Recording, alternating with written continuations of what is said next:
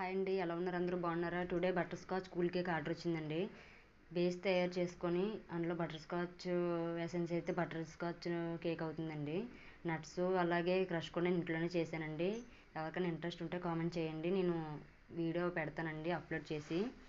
ఎవరు అడగట్లేదు కదని చెప్పి నాకు ఇంట్రెస్ట్ రావట్లేదండి. ఇలాగ 3 లేయర్స్ కట్ చేసుకొని షుగర్ సిరప్ మిల్క్తో సోక్ చేసుకున్నానండి. నట్స్ వేసానండి, మధ్యలోని నట్స్ వేసుకొని మిల్క్ మేడ్ అది యూజ్ చేసుకొని క్రష్ వేసుకుంటే చాలా బాగుంటుందండి టేస్ట్ అనేది. 3 లేయర్స్ కూడా ఇలాగే వేసుకోవాలండి. ఫస్ట్ టైం అండి కేక్ ఆర్డర్ ఇవ్వడం మనకి కస్టమర్స్.